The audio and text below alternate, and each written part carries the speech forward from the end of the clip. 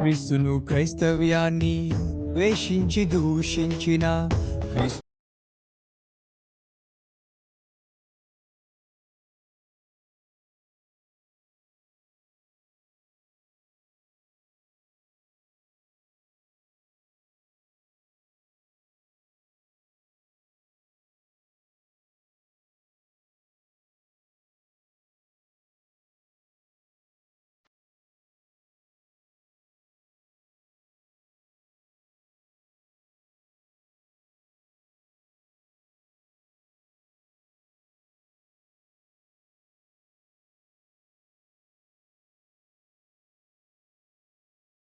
పరిశుద్ధ సమూహంగా కూడి వచ్చిన సంఘ బిడ్డలందరికీ ప్రతి ఒక్కరికి ప్రభు నాను బట్టి అందరికీ షలోం. పరిశుద్ధ గ్రంథంలోనికి మనం వెళ్దాం. ప్రియమైన దేవుని బిడ్డలారా, రాత్రి వేళ మరి పండుకునే సమయంలో ప్రభువుని అడిగాను, ప్రభువా ఉదయానికి మాకు వర్తమానం ఏంటి ఆయన అడిగితే ప్రభువారు నాకు ఒక యవనస్తుని జ్ఞాపకం చేశారు. ఈరోజు ఆ యవనస్తుని గురించినటువంటి విషయాలు, ఆ యవనస్తుని యొక్క జీవితంలో నుంచి మనము నేర్చుకోగలిగినటువంటి పాఠాలు, మనము ఆదరించబడేటువంటి కొన్ని విషయాల్ని మనం పరిశీలన చేయడానికి ప్రయత్నం చేద్దాం. ఇశ్రాయేలులకు మొదటి రాజు ఎవరు? ఎంతమంది చెప్పగలరు? ఇశ్రాయేలుకు మొదటి రాజు సౌలు. సౌలు దేవుడు సౌలును అభిషేకించాడు, సౌలును దేవుడు ఏర్పరుచుకున్నాడు, సౌలును దేవుడు స్థిరపరిచాడు. అలాగే సౌలుని దేవుడు అభిషేకించి తన రాజ్యం మీద, ఇశ్రాయేలు రాజ్యం మీద సౌలుని స్థిరపరచాలని ప్రభు అనుకున్నాడు. కానీ సౌలు దేవుని దృష్టికి అయిష్టమైనటువంటి క్రియలు చేయటం ద్వారా దేవుడు సౌలు చేతిలో నుంచి రాజ్యాన్ని తీసేశాడు. దేవునికి అయిష్టమైన క్రియలు చేసినటువంటి సౌలు తన చేతిలో నుంచి రాజ్యము పోతుందని గ్రహించినటువంటి సౌలు ఇంచుమించు మనసులో వేదన చెంది బాధపడి ఉంటాడు. అసలు సౌలు తన రాజ్యాన్ని కోల్పోవడానికి గల కారణాలు ఎవరికైనా తెలుసా అండి? 3 కారణాలు ఉన్నాయి. సౌలు తన రాజ్యాన్ని కోల్పోవడానికి గల 3 కారణాలు. మొదటిది, సౌలు రాజుగా అభిషేకింపబడితే యాజకుడు చేయాల్సినటువంటి పనిని సౌలు చేశాడు. దేవుని కోపం వచ్చేది. యాజకుడు చేయాల్సిన పని యాజకుడు చేయాలి, రాజు చేయాల్సిన పని రాజు చేయాలి, పెద్దలు చేయాల్సిన పనిని పెద్దలు చేయాలి. ఎవరు ఏ పని చేస్తే ఆ పనిలో దేవుడు అప్పగించిన పనులు నమ్మకంగా ఉండాలి. వేరే పనిలో మనం చేతులు పెట్టడం దేవునికి ఇష్టమైనది కాదు. రాజుగా దేవుడు అభిషేకించినప్పుడు రాజరికం చేయటమే అతని పని. యాజకత్వం చేయడానికి దేవుడు సమూయేలును అభిషేకించాడు కనుక సమూయేలు యాజకత్వం చేస్తాడు. సౌలు యాజకుని పనిని తీసుకోవటం వలన దేవునికి కోపం వచ్చింది. దేవుడు తన రాజ్యాన్ని తన చేతిలోంచి తీసేస్తానని చెప్పాడు. ఇక రెండవ కారణం ఏంటంటే అమాలేకీయుల మీద యుద్ధానికి వెళ్ళినప్పుడు దేవుడు అన్నాడు, అసలు యుద్ధంలో నుంచి అసలు ఏమీ తెచ్చుకోవద్దు, అమాలేకుల దగ్గర నుంచి ఏమీ తేవద్దు అని చెప్తే యుద్ధం చేసి అమాలేకుల దగ్గర నుంచి విలువైనటువంటి లేదా కొవ్వు పట్టినటువంటి ఎద్దులను, దూడలను, గొర్రెలని తెచ్చుకుని ఇంట్లో పెట్టుకున్నాడు. దేవుడు సమూయేలుకు చెబితే సమూయేలు గమనించి సమూయేలు సౌలుని గద్దించినట్లుగా మనం చూస్తూ ఉన్నాం. జాగ్రత్తగా వినండి, గద్దించడం అనేటువంటిది సేవకుని యొక్క లక్ష్యం. దేవునికి స్తోత్రం. మా పని ఏంటంటే గద్దించడం, బుద్ధి చెప్పడమే. వాక్యంలో మరొక మాట ఉంటుంది, ఒకరినొకడు బుద్ధి చెప్పుకునుచు అంటాడు. ఒకరినొకరు బుద్ధి చెప్పుకోవడం అంటే ఏంటి? ఉదాహరణ చెప్తాను. మనం మానవ మాత్రులం, శరీరంలో జీవిస్తున్న వారు శరీర మాత్రులము. శరీరంలో ఉన్నవారం కనుక మన శరీరాల్లో బలహీనతలు ఉంటాయి. అప్పుడప్పుడు మన కోపంతోనో, ఈర్ష్యతోనో, అసూయతోనో, శరీర బలహీనతలతోనో, శరీర కోరికలతోనో జారిపోతూ ఉంటాం. జారిపోతున్నటువంటి మనలను పైకి లేవనెత్తడమే బుద్ధి చెప్పడం. జారిపోతున్న వాడిని చేయి పట్టి లేవనెత్తడమే గద్దించడం. జారిపోతున్న వాడిని బలపరచడమే బుద్ధి చెప్పడం. మానవ మాతృలుగా ఉన్నటువంటి మనం పడిపోతున్నప్పుడు ప్రక్కనున్న సహోదరుడు చూసి ఆ సహోదరుడు మరొక సహోదరునికి ఏం చేయాలంటే బుద్ధి చెప్పి ఏం చేయాలి? గద్దించాలి. బుద్ధి చెప్పమన్నాను కదా అని రోడ్డెక్కి, రేయ్ నువ్వేంట్రా సిగరెట్ కాల్చేస్తున్నావు, ఆర్తనకి వెళ్తున్నావు కదంట్రా, ప్రార్థన చేస్తున్నావు కదంట్రా అని తిట్టడం కాదు. బుద్ధి చెప్పడానికి కూడా దేవుడు ఒక క్రమాన్ని పెట్టాడు. ఒంటరిగా ఉన్నప్పుడు ఇద్దరు మాత్రమే ఉన్నప్పుడు వాడు చేసేటువంటి తప్పిదాన్ని బట్టి వాడిని గద్దించమని వాక్యం చెప్పింది. ఒకడు చెప్పినప్పుడు వాడు వినకపోతే ఇద్దరితో చెప్పమన్నాడు. ఇద్దరు చెప్పినప్పుడు వినకపోతే సంఘంలో పెట్టమన్నాడు. సంఘంలో చెప్పకపోతే వినకపోతే సేవకుడి దగ్గరికి తీసుకురామన్నాడు. ఈ క్రమం ఉంది. అసలు ఒకటి చెప్తేనే ఏనమ్మా, ఒకటి చెప్పినా మనం ఏమంటాం తెలుసా? నువ్వేమైనా పవిత్రుడివా, నువ్వేమైనా పరిశుద్ధుడివా, నువ్వేమైనా గొప్పవాడివా, నీ గురించి నాకు తెలియదా, నీ లిస్ట్ చెప్తానుండో ఉండి కూర్చా అంటామా. ఒకరి లిస్టులో ఒకరు చెప్పుకోవడానికి కాదు, కానీ ఒకరినొకరు బుద్ధి చెప్పుకుంటూ, ఒకరినొకరు గద్దించుకుంటూ, ఒకరినొకరు ప్రోత్సహించుకుంటూ పడిపోతున్న వారిని లేవనెత్తి విశ్వాస యాత్రలో, సమాన ప్రయాణములు విశ్వాస యాత్రలో ఒకరినొకరు బలపరుచుకుంటూ, పురుకొల్పుకుంటూ దేవుని యొక్క యాత్రను కొనసాగించడమే ఒకరినొకరు బుద్ధి చెప్పుకోవడం. దేవునికి స్తోత్రం, హల్లెలూయా. ఇది దేవుడు పెట్టినటువంటి క్రమం. సమూయేలు వచ్చి గద్దించినప్పుడు సౌలు గద్దించగా సౌలు ఆ మాట వినలేకపోయాడు. దానికి ఏదో ఎక్స్ప్లెయిన్ చెప్పుకున్నాడు. సౌలు చేసినటువంటి మూడవ తప్పిదం ఏంటంటే మాట తప్పాడు. ఒకరోజు యుద్ధం చేస్తూ ఉన్న సమయంలో, యుద్ధంలో శత్రువులు తరుముతూ ఉన్న సమయంలో సౌలు అంటాడు, యెహోవా నామం పేరిట నేను ప్రమాణం చేస్తూ ఉన్నాను. ఏంటో తెలుసా, ఈ యుద్ధం కడ తీర్చే వరకు, శత్రువులు హతమార్చే వరకు కూడా ఎవడు ఏమి ముట్టుకోవడానికి వీల్లేదా. ఒకవేళ ఎవడైనా ఏదైనా ముట్టుకున్నట్టు తెలిస్తే వాడిని అక్కడికక్కడ చంపేస్తారని చెప్తారు. ఆ ప్రయాణంలో, అరణ్య యాత్రలో శత్రువులు తరుముకుంటూ వెళ్తున్నప్పుడు దారిలో మధ్యలో ఒక తేనె ప్రవహించుకుంటూ పోతూ ఉంటుంది. తేనె ప్రవహిస్తూ పోతూ ఉంటుంది, నదిలా ప్రవహిస్తుందట తేనె. ఆ అడవిలో ఆ తేనెని చూసినటువంటి ఆ యొక్క సౌలు యొక్క కుమారుడు ఆ తేనె తీసుకుని కొంచెం నాటికి మీద వేసుకున్నాడట. కళ్ళు తేటపరచబడ్డాయట, శరీరంలోనికి ఉజ్జీవం వచ్చిందట, జీవం వచ్చిందట, నీరసం పోయిందట. ఈ విషయం సౌలుకి తెలియపరచబడింది. సౌలుకి తెలియపరచబడినప్పుడు కొడుకు కదా అని ఇప్పుడు ఏం చేయాలి, మాట ఇచ్చాడు కాబట్టి ఏం చేయాలి, ఇప్పుడు సౌలు కొడుకును కూడా చంపడానికి సిద్ధమవ్వాలా. తీసుకురండి, తప్పు చేసిన ఎవడైనా సరే వాడికి నేను దేవుని నామ పేరిట మాట ఇచ్చాను, ప్రమాణం చేశాను, వాడిని చంపేతను తీసుకురాండి అంటే దేవుడు ఏమన్నావు కదా. అబ్రహాము కొడుకుని చంపుతారంటేనే దేవుడు అబ్రహాము కుమారుణ్ణి చంపనవలేదా. ఆఖరు కత్తి ఎత్తే వరకు తన యొక్క విశ్వాసాన్ని చూశాడు. ఇప్పుడు మాట ఇచ్చిన వాడు మాట నిలబడతాడా లేదని ఎప్పుడు వరకు చూస్తాడు దేవుడు? కత్తెత్తే వరకు చూస్తాడా? ఆ సమయాన్ని దేవుడికి సమయంలో ఇవ్వలేక విశ్వాసులు వీగిపోయిన వాడే, ఇచ్చిన మాటలు వీగిపోయిన వాడే, విశ్వాసాన్ని కోల్పోయిన వాడే తన కుమారుడిని సంగబెట్టుకుని తీసుకుని ఇంటికి వెళ్ళిపోయాడు. ఈ మూడు తప్పిదాలు సౌలులో ఉండటం ద్వారా దేవుడు సౌలు యొక్క రాజ్యాన్ని తీసేసి దేవుడు దావీదుకి చేశాడు. సౌలు ఎప్పుడైతే రాజ్యంలోంచి తీసేసి దేవుడు సౌలుకు బదులుగా దావీదును దేవుడు అభిషేకించాడని సౌలు చూశాడో, సౌలు చేసిన పని ఏంటో తెలుసా? దావీదును చంపడానికి ప్రయత్నం చేస్తున్నాడు, దావీదును చంపాలని ప్రయత్నం చేస్తున్నాడు, దావీదును ఆ యొక్క రాజ్యంలో సింహాసనం ఎక్కకుండా చేయాలని ప్రయత్నం చేస్తూ ఉన్నాడు. దావీదును సౌలు చంపాలని చూస్తున్నటువంటి సందర్భంలో దావీదుకు ఒక మంచి స్నేహితుడు దొరికాడు. అతని పేరు యోనాతాను. మంచి స్నేహితుడు. ఎంత మంచి స్నేహితుడు అంటే తన స్నేహితుని కొరకు తన రాజ్యాన్నే సాక్రిఫైస్ చేయగలిగాడు. తన సింహాసనాన్ని వదులుకోవడానికి ఇష్టపడ్డాడు. తన స్నేహితుని యొక్క ప్రాణం కాపాడడం కొరకు అహర్నిశలు ప్రయాసపడినటువంటి వాడు. తన తండ్రి ఎంత వారించినా అయ్యా అతడు మంచివాడు, దైవ చిత్తములో ఉన్నవాడు, అతని కొరకు నేను ఏదైనా చేస్తానని చెప్పి దావీదు కొరకు తన ప్రాణాన్ని పణంగా పెట్టి, అడ్డంగా పెట్టి దావీదును కాపాడిన వాడు యోనాతాను. ఈ యోనాతాను, ఈ దావీదు ప్రేమ, వీరిద్దరి మధ్యలో ఉన్నటువంటి స్నేహబంధం చాలా పటిష్టమైనటువంటిది. దేవునికి స్తోత్రం చెప్దాం. ఈరోజు ఇలాంటి స్నేహితులు మనకున్నారా అంటే, ఇలాంటి స్నేహితులు ఎక్కడున్నారండి? ఈ రోజుల్లో స్నేహితులు ఎలాంటి వాళ్ళండి?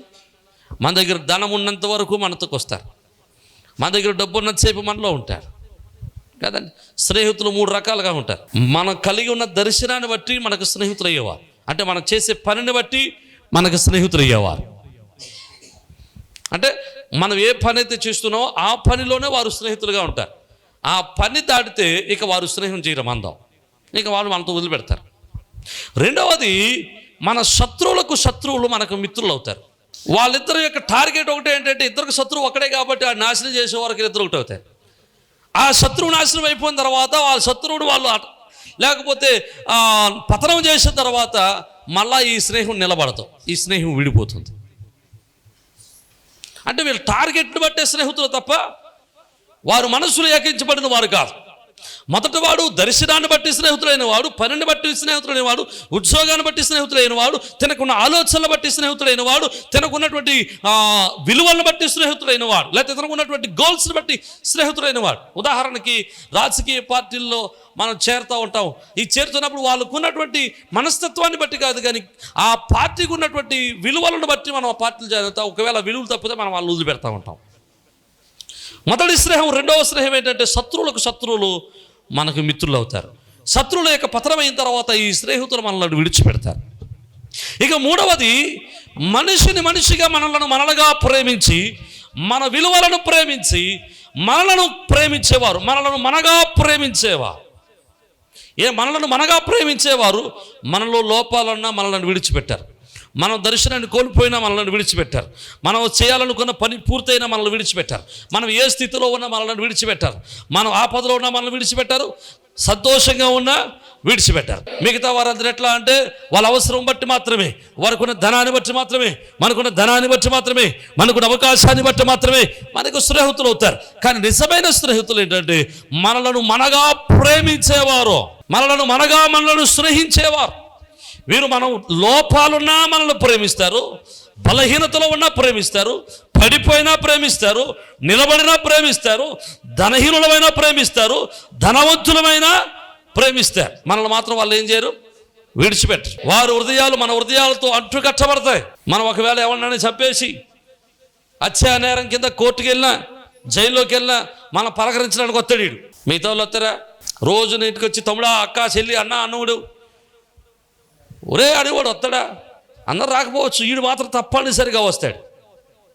నీ మీద బురదశలనే వీడు వస్తాడు. అర్థమైతే దేవునికి స్తోత్రం చెప్పండి.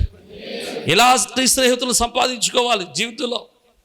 స్నేహితుల దినోత్సవం రోజున మనం చెప్పుకోగలిగినటువంటి, మనం గుర్తుపెట్టుకోగలిగినటువంటి మంచి స్నేహ బంధం ఏంటంటే, యోనాతాను దావీదు లేక స్నేహం.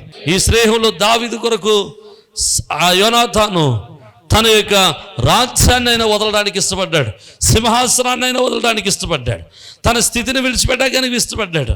నేను లేకపోయినా పర్లేదు, నా స్నేహితుడు రాజు అయితే చాలు, అతను ప్రక్క నింటే చాలు, నా స్నేహితుని ఆనందంలో నా ఆనందాన్ని చూసుకుంటానని యోనాతాను దావీదుకు సహకరించి అనేక పర్యాయాలు దావీదును సౌలు చంపజూసినప్పుడు దావీదును తప్పించాడు యోనాతాను. దేవుని యొక్క సన్నిధిలో యోనాతాను మంచి స్నేహితుడు, దావీదు మంచి స్నేహితుడు. ఫిలిష్తీయులు యుద్ధం చేస్తూ ఉన్నారు సౌలుతో. ఫిలిష్తీయులు వచ్చి సౌలు మీద యుద్ధం చేస్తూ ఉన్నప్పుడు ఆ యుద్ధములో యోనాతాను చనిపోయాడు. ఆ యుద్ధములో సౌలు చంపబడ్డాడు.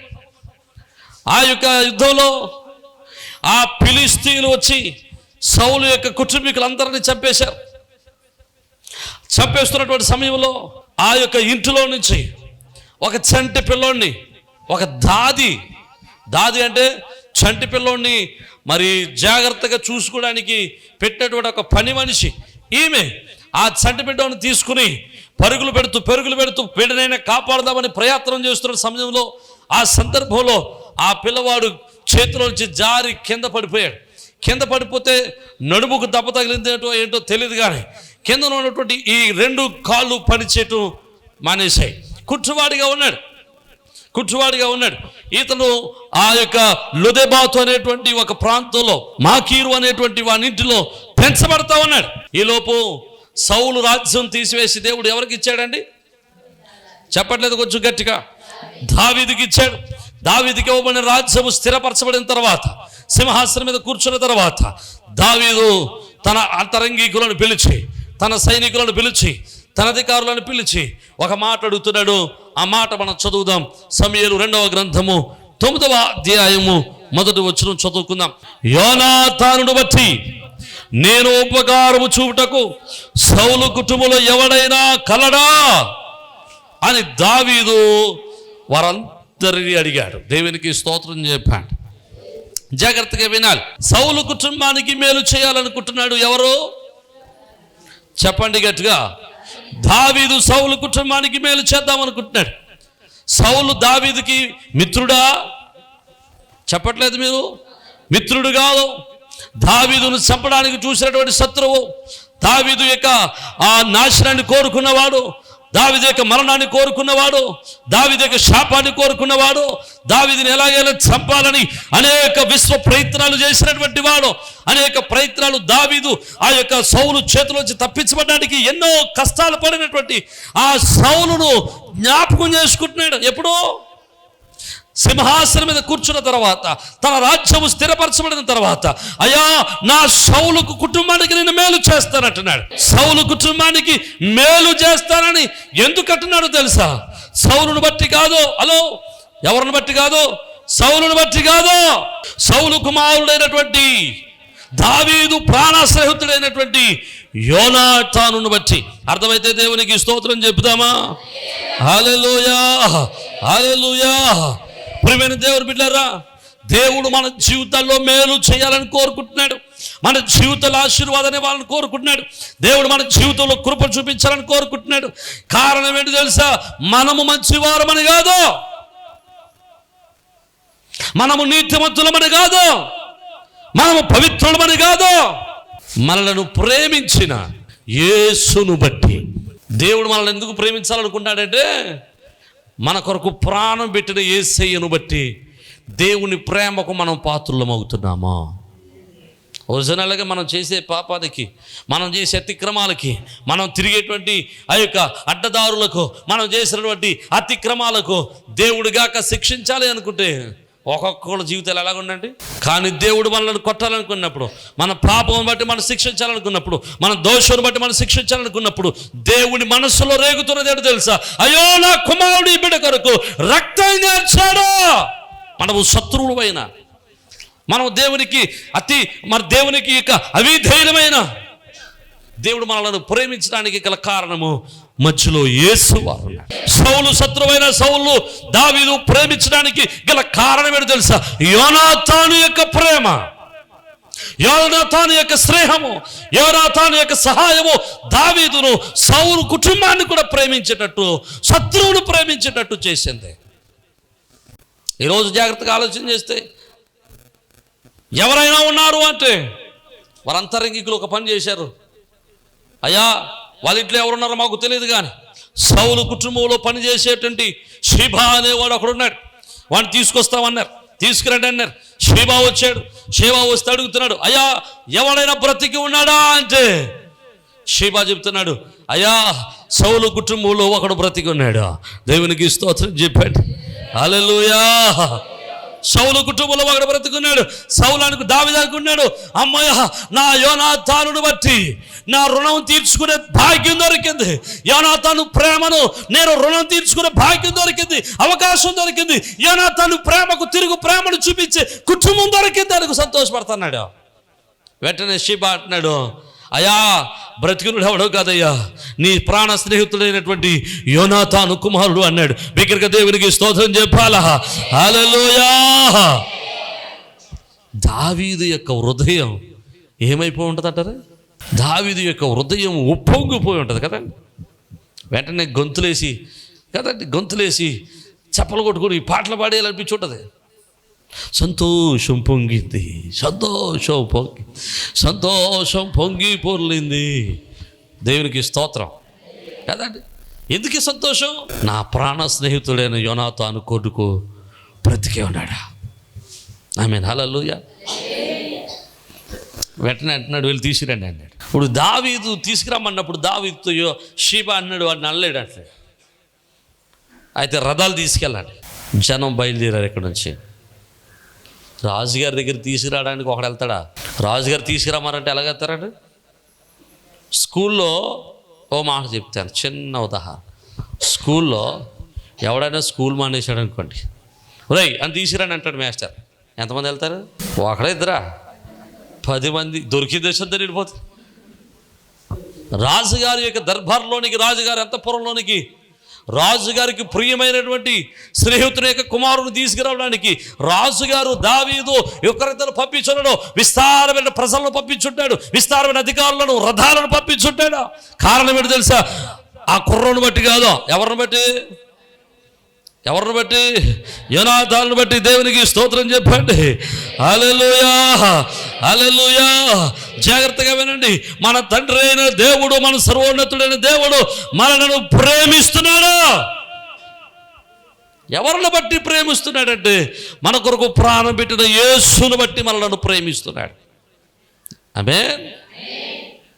అందుకోసమే ప్రభు యొక్క వాక్యం అంటాడు, దేవుడట తన ప్రేమించే వారికి, తన యందు భయభక్తులు కలిగిన వారికి దేవుడు సేవ చేయడానికి దూతలను, సేవకుల యొక్క ఆత్మలుగా ప్రభు మన చుట్టూ ఉంచుతాడట. అర్థమైతే దేవునికి స్తోత్రం చెప్పండి. మన చుట్టూ ఎవరుంటారు? దేవుని దూతలు మన చుట్టూ ఉండి మనకు కావలిగా ఉంటారు. ఎవరికొంటుందండి ఈ భాగ్యం? మనం ఎవరు అండి? రాజకుమారులు. దేవునికి స్తోత్రం చెప్పండి. అందుకే దేవుడు అన్నాడు, మీ రాజులు గాను యాజక సమూహంగా నిన్ను పిలుచుకున్నాను అంటాడు. దేవుడు మనల్ని రాజులుగానే పిలుచుకున్నాడు. We are the princes of God. దేవుని యొక్క రాజ్య పౌరులం మనం. దేవుని రాజ్యపు రాజకుమారులం మనం. We are not simple people. నువ్వు అనుకోవచ్చు నేను విడవబడినవాడిగా ఉన్నానని. మెఫీబోషెతు కూడా అనుకుంటున్నాడు, అయ్యో మా తాత రాజ్యము, అయ్యో మా నాన్న రాజకుమారుడు, యోధుడు, నాకు ఇప్పుడు ఏమీ లేదు, విడవబడిన వాడిగా ఉన్నాను, ఒంటరిగా ఉన్నాను, దూరంగా ఉన్నాను, దేశానికి, ప్రాంతానికి, రాజ్యానికి దూరంగా ఉండి ఒంటరిగా ప్రయాణం చేస్తున్నాను, ఎవడో దిక్కుమాలిన జీవితంలో జీవిస్తా ఉన్నాను, ఎవడో దయదలిచి భోజనం పెడితే తింటున్నాను. ఎందుకంటే వీడు నడవలేడు, పని చేసుకోలేడు. ఏదో సౌలు గారి మీద, యోనాతాను మీద ప్రేమను బట్టి, ఏదో రాజకుమారుడు గారి ముందు బాగా బతుకున్నాడు కదా అని ఎవడో ప్రేమ తెలిసి కొంచెం భోజనం పెడితే భోజనం తింటున్నాడు. ఇంచుమించు తన మనస్సులో ఎంత వేదన ఉండుంటుందో ఒకసారి ఆలోచన చేయండి. రాజ కుటుంబానికి చెందినటువంటి వాడు నడవలేని స్థితిలో ఉన్నాడు, ఒంటరిగా ఉన్నాడు, ఎవడో దయా దాక్షాన్ని మీద బ్రతుకుతున్నాడు, ఎవడో ప్రేమించి పెడితే పెడుతున్నాడు, లేకపోతే లేదు. రాజ్యం ఉంటే బాగా ప్రేమించేవారేమో రాజు అయ్యే అవకాశం లేదు కాబట్టి ఈ కుర్రోడిని ఎలా చూస్తారండి? ధీరుడిగానే చూస్తారు, దిక్కుమాలోడుగానే చూస్తారు. ఏదో జాలిపడి ఎలా ఉండవలసినవురా, ఎలాగైపోయావురా, ఎలా ఉండవలసిన, ఎక్కడ ఉండాల్సిన, ఎక్కడ ఉన్నావురా అది ఏదో రెండు ఏడుపు ఏడ్చి ఆ ముఖం మీద నువ్వు ముద్ర కొట్టొచ్చేస్తాడు. తనకు తానుగా పని చేసుకోలేడు, నిలబడలేడు, ప్రయాసపడలేడు, పరుగులెత్తలేడు, ఇక జీవనోపాధి చేసుకోలేడు. ఎవరో దయాదాక్షిణ్యాల మీద, ఇంకా మనం చెప్పుకోవాలంటే ఎవరో మో చేతిలో నుంచి వచ్చే నీళ్లు త్రాగుతున్న బ్రతికతనది. అంతే కదండి. మో చేతిలోంచి నీళ్ళు వచ్చేది ఒకడు త్రాగుతుంటుంటే వాడు చెవుల్లో నుంచి, వాడి ప్రక్కలో నోట్లో నుంచి జారి, చెవుల్లో నుంచి ఇక మో చేతిలో నుంచి జారుతున్న నీళ్ళు త్రాగుతున్న వాడు ఒంటరిగా కూర్చున్నప్పుడు వేదన చెందుతుంటాడు. అయ్యా నేను ఎక్కడ ఉండవలసిన వాడిని, ఎలా ఉండవలసిన వాడిని, నేను ఏం చేయాల్సిన వాడిని, నా స్థితి ఏంటి? ఈ కుర్రుడి పేరు మెఫీబోషెత్. ఈ మెఫీబోషెత్కి 1 సంవత్సరం వయసులో ఉన్నప్పుడే తీసుకెళ్ళిపోయారు. కానీ 1 సంవత్సరం వయసు ఉన్నప్పుడు తీసుకుపోయిన వాడికి ఇచ్చిమిచ్చు 20 సంవత్సరాల వయసు వచ్చేసరికి తను ఎవడో ఎక్కడోడో ఎందుకు తెలియకుండా ఉంటుందంటారు? తెలుస్తుందా తెలియదా? ఎవరు చెప్తారు? ఎందుకు చెప్పరంటే చుట్టూరులో ఎల్లమ్మ, పుల్లమ్మ,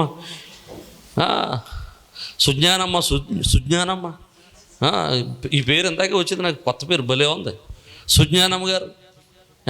ఇలాంటి వాళ్ళందరూ ఉంటారు, మంచి జ్ఞానం కలిగిన వాళ్ళు.